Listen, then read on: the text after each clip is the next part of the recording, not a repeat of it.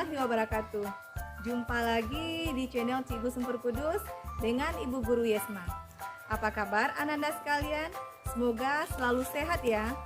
Di masa pembelajaran daring ini, diharapkan kepada Ananda untuk terus belajar, berkaya wawasan dengan banyak membaca. Pada pertemuan kali ini, kita akan melanjutkan pembelajaran kita. Kemarin kita telah belajar mengenai potensi sumber daya alam Indonesia, yaitu potensi sumber daya hutan dan potensi sumber daya tambang. Pada pertemuan kali ini, kita akan mempelajari tentang potensi kemaritiman Indonesia. Mari bersama kita saksikan video berikut ini.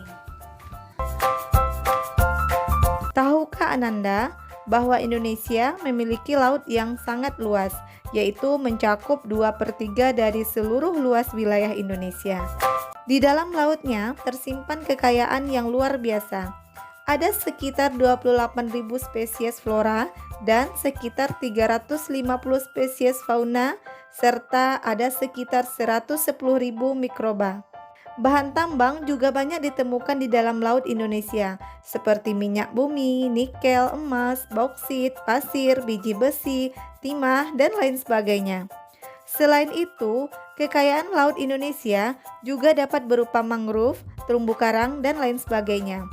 Dalam pembahasan kali ini, kita akan melihat potensi laut Indonesia berupa perikanan, hutan mangrove, dan terumbu karang. Perikanan.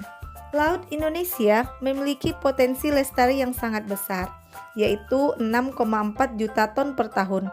Potensi lestari maksudnya adalah potensi penangkapan ikan yang masih memungkinkan bagi ikan untuk melakukan regenerasi, sehingga jumlah ikan yang ditangkap tidak mengurangi populasi ikan. Di Indonesia, sebaran ikan antara wilayah Indonesia bagian barat dengan wilayah Indonesia bagian timur memiliki perbedaan. Bagian barat rata-rata kedalaman laut sekitar 75 meter, sehingga jenis ikan yang ditemukan adalah ikan pelagis kecil. Sementara wilayah timur dengan kedalaman mencapai 4.000 meter, banyak ditemukan ikan pelagis besar seperti cakalang dan tuna. Kekayaan Indonesia yang berupa ikan banyak juga yang diambil oleh nelayan dari negara lain atau yang biasa disebut dengan illegal fishing. Dan daerah yang paling rawan dengan illegal fishing adalah di Laut Arafuru atau Papua. Hutan mangrove. Hutan mangrove merupakan kekayaan laut Indonesia yang berada di wilayah-wilayah pesisir. Selain hutan mangrove, juga ada rumput laut, padang lamun, dan terumbu karang. Hutan mangrove merupakan tipe hutan yang berada di daerah pasang surut air laut. Saat air pasang, hutan mangrove digenangi oleh air laut. Sedangkan pada saat air surut, hutan mangrove bebas dari genangan air laut. Umumnya, hutan mangrove berkembang dengan baik pada pantai yang terlindungi, seperti muara sungai dan laguna. Ada dua fungsi hutan mangrove. Yang pertama adalah fungsi ekologi, yaitu sebagai habitat atau tempat hidup binatang laut untuk berlindung, mencari makan, dan berkembang biak. Selain itu, fungsi ekologis adalah untuk melindungi pantai dari abrasi air laut. Yang kedua adalah fungsi ekonomis, yaitu berupa nilai ekonomis dari kayu pepohonan dan makhluk hidup yang ada di dalamnya. Kayu yang ada di sekitar hutan mangrove biasanya dimanfaatkan sebagai kayu bakar atau bahan pembuat arang.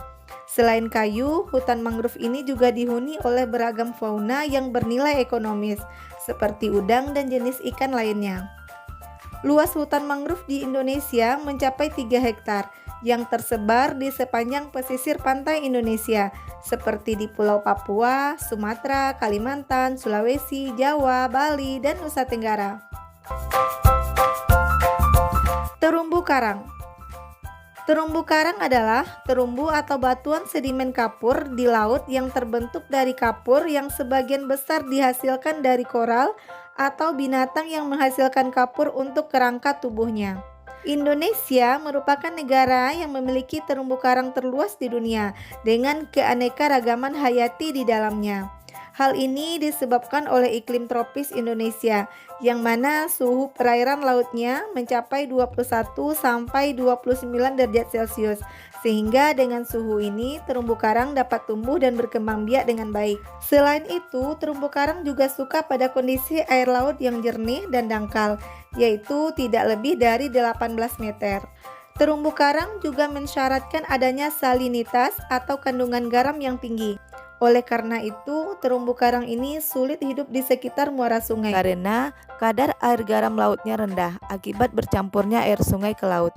Terumbu karang merupakan salah satu potensi laut yang patut dilindungi karena memiliki banyak manfaat, baik manfaat ekonomis, ekologis, maupun sosial ekonomi.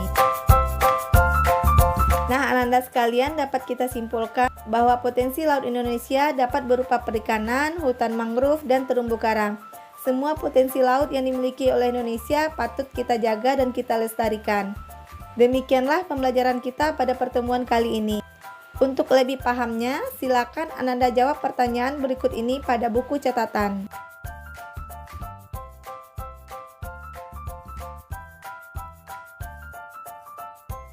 Sampai jumpa pada pertemuan berikutnya.